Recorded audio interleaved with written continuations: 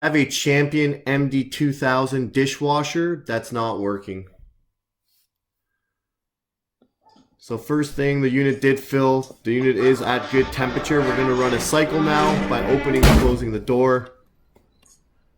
I do not hear my wash pump. It should have turned on by now. Cycle lights on. So I'm going to focus my attention on the wash pump. So we're going to go up to the schematic. I'm going to start by checking incoming power. I do have power across all three phases. Next, I'm going to focus in on the load, which is the motor in this case. So I'm going to draw my L1 line, and it stops at 1 MOL.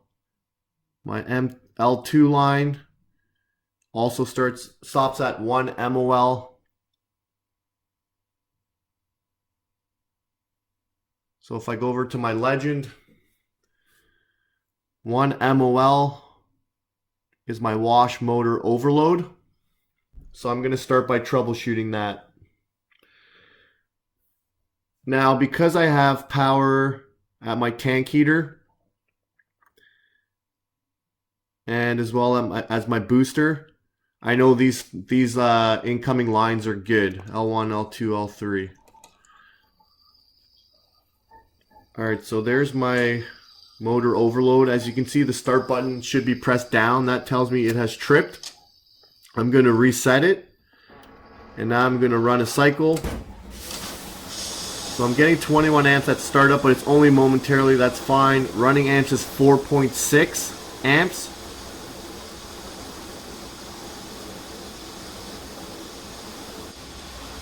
So I'm going to go compare that to the motor nameplate.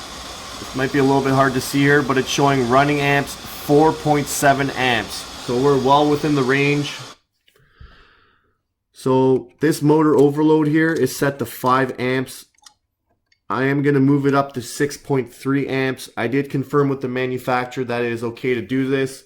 It's actually recommended so that you don't get these nuisance trips. So now I want to make sure there's nothing in that pump motor, any obstruction, anything like that, that might kick up the amp draw. Okay, so I'm going to turn the unit off to drain the unit. There's my drain valve, the water coming through it. Tank is empty. I can now go take my motor apart, so I'm going to take the suction hose off. I did get a new suction hose. I find with these, if you take them off and they're brittle, they will break apart. So I always get a new one anytime I take this one off.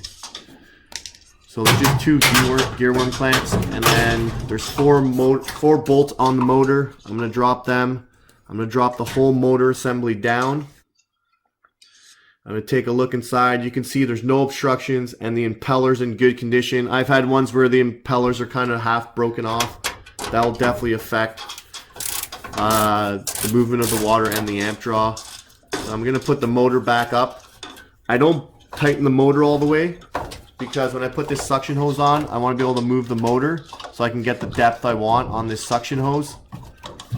Once I get it to where I want, I'll tighten it down.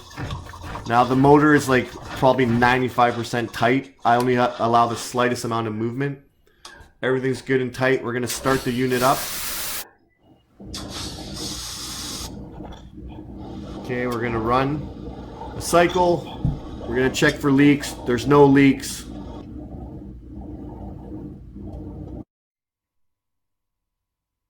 So as you saw, the running amps were 4.6. The motor's rated for 4.7 amps.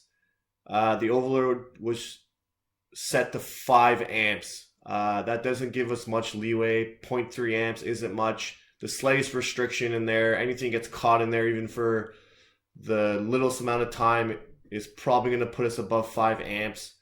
So I did contact the manufacturer. They allowed me to bump it up to 6.3.